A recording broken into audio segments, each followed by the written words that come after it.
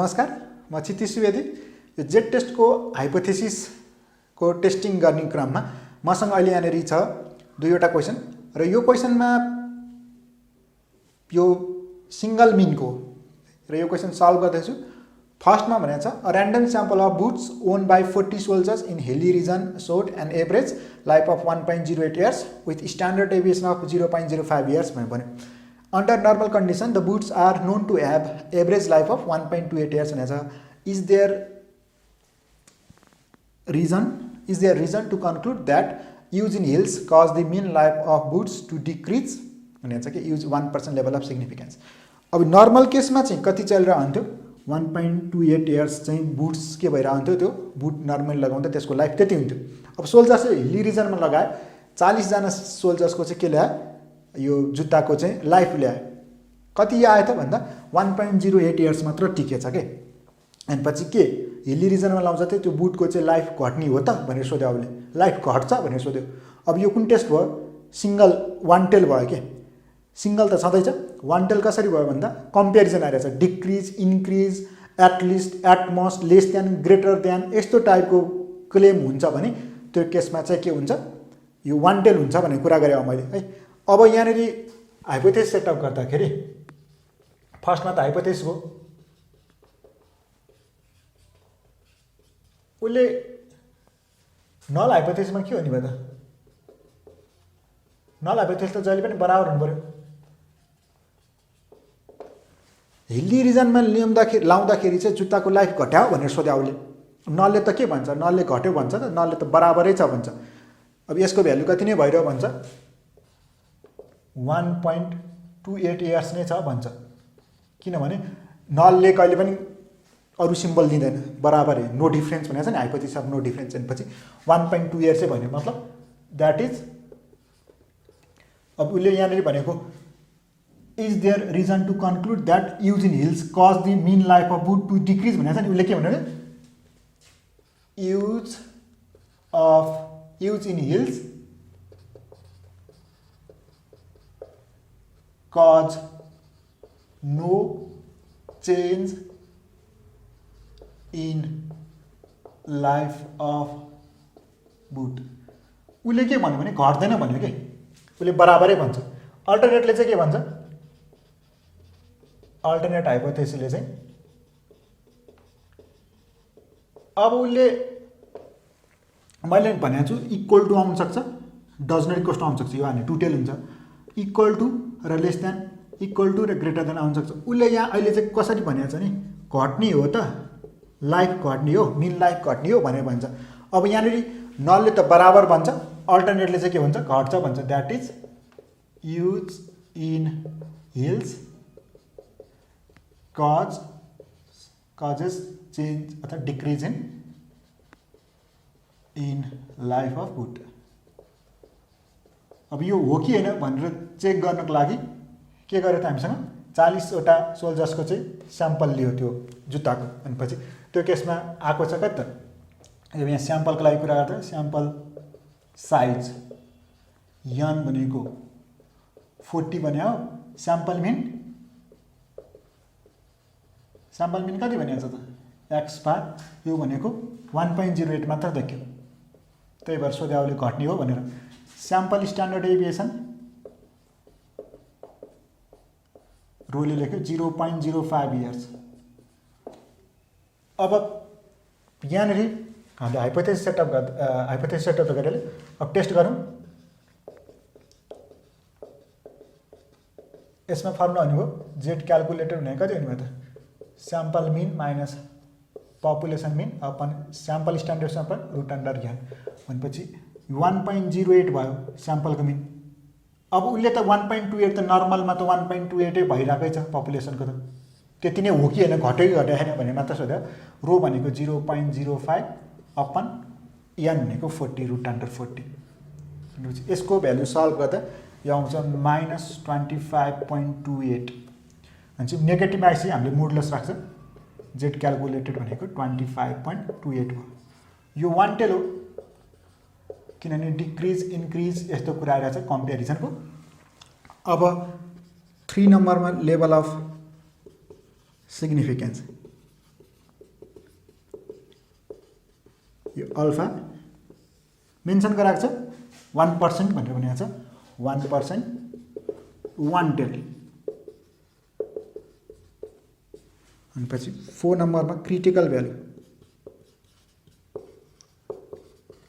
यो भनेको Z tabulated value पछि जेड 0.01 मा 0.01 अब 1% को 1 टेल अब राइट टेल लेफ्ट टेल म यहाँ छुट्याउँदिनँ मैले मिनिङ चाहिँ फर्स्ट क्लासमा यसको राइट टेल भनेको के हो लेफ्ट टेल भनेको के हो क्रिटिकल भ्यालु भनेको के हो टेस्ट स्ट्याटिक भनेको के हो हाइपोथेसिस सेटअप कसरी गरिन्छ नल हाइपोथेसिस भनेको के हो अल्टरनेट हाइपोथेसिस भनेको के हो कसरी चिनिन्छ 1 टेल कसरी चिनिन्छ 2 टेल कसरी चिनिन्छ सबैको मैले मिनिङ बुझाएको छु फर्स्ट पार्टमा जसको लिङ्क मैले प्रोभाइड गरिदिएको छु अब अहिले यहाँनिर मैले 1 टेल मात्र भने 1 टेल भनेपछि राइट टेल लेफ्ट टेल एउटै हो भ्यालु जस्ट नेगेटिभ र पोजिटिभ आउने हो हामी मोडुलसमा राख्छौँ तर हाम्रो जुन लिँदा पनि केही फरक परेन मोडुलस अनुसार कुरा गर्दा अब 2.33 भयो 1% मा राइट टेलको लागि अथवा लेफ्ट टेलको लागि पनि त्यही हो सिम्बल मात्र फरक अब यहाँनिर 5th नम्बरमा रिजल्ट एन्ड कन्क्लुजन अब भन्न त पर्यो नि कुन चाहिँ ठिक हो नल चाहिँ ठिक हो कि अल्टरनेट चाहिँ ठिक हो त भनेपछि यहाँनिर हामी कसरी कम्पेरिजन गर्छौँ भन्दा यो क्यालकुलेटेड भ्यालु ठुलो आयो के भन्दा टेबुलेटेड भ्यालु भन्दा अनि पछि so we reject null hypothesis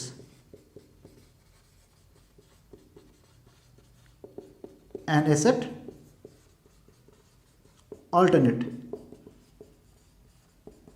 that is भनेपछि हो किनभने हामीले भनेका छौँ कुरा गर्दैछौँ प्रिभियस क्लासदेखि नै कुरा गर्दै आएर यदि के हुनको लागि नल हाइपोथेसिस एक्सेप्ट हुनको लागि चाहिँ के सानो हुनुपर्छ हामीले गरेको क्यालकुलेटेड सानो भयो भने मोडुलसमै कुरा गर्छौँ क्यालकुलेटेड सानो भयो भने नल क्यालकुलेटेड ठुलो भयो भने अल्टरनेट यसरी लिने हो भनेपछि द्याट इज वेयरिङ अथवा use in hills cause they decrease in life of boot अब यो लास्टमा हामीले यहाँनिर कन्क्लुजन दिँदा यो फर्स्टमा न्यारेट जसरी गरेको छ त्यही नै लेखिदिएको खास है कुन चाहिँ सेलेक्ट हुन्छ त्यसकै लेख्ने पछि यो पार्टमा मैले 1 टेल सिंगल मिनको 1 टेलको कुरा गरेको थिएँ यस्तै क्वेसन छ अर्को यहाँ सेकेन्ड पार्टमा the mayor of Kathmandu city claim that the average income of families living in Kathmandu is at least 30,000 a random sample of 100 families selected from Kathmandu produce a mean of rupees 28,800 with standard deviation of 8,000 using 5% level of significance. Can you conclude that mayor's claim is true? भनेछ mayor's को claim चाहिँ true छ कि छैन यो पत्ता लगाउनु पर्यो अनि पछि अब यो क्वेसन है मैले यो पार्ट एउटा गरेँ त्यसपछि तपाईहरु यो पार्ट गर्न सक्नुहुन्छ एकतालि भिडियोलाई पज गर्नुस् त्यसपछि यो क्वेसन सल्भ गर्नुस् मिल्यो कि मिलेन त्यसपछि फेरि हामी चेक गरौँ अब यो क्वेसन सल्भ गर्दा यो क्वेसनमा टेस्ट गरौँ है त the mayor's of Kathmandu city claim that average income of families living in Kathmandu is at least 30,000 भनेपछि उसले क्लेम गरेको छ कम्तीमा कति हजार 30,000 चाहिँ काठमाडौँमा बस्ने मान्छेको इन्कम हुन्छ अरे अब हो कि हैन त त्यो टेस्ट गर्न लागि random sample of 100 families selected from Kathmandu produce a mean of 28,800 भनेपछि स्याम्पलको लागि कुरा गर्दा चाहिँ 100 जना मान्छे त्यसको लागि चुज गर्यो 28,800 आयो स्ट्यान्डर्ड डेभिएसन 8,000 आयो using 5% level of significance can you conclude that mayor's claim is true भनेछ के अब यो 1 टेल कसरी भयो भन्दा एटलिस्ट भनेछ एटलिस्ट भनेको ले कम्तीमा चाहिँ इन्कम कति हो भनेर भनेछ 30,000 हो भनेर भन्यो उसले कम्तीमा भनेपछि यो मिनिङ के भन्दा 30,000 भए पनि भयो हुन्छ अथवा त्यो भन्दा ठुलो भए पनि हुन्छ उसको क्लेम त्यस्तो हो अब यो सिम्बल बराबर आइसकेको सिम्बल भनेपछि त नलले के भन्यो द्याट इज यो 30,000 भयो भनेपछि that is mayor's claim is हैन मेयरले त्यही भने हैन mayor claim is true that is income of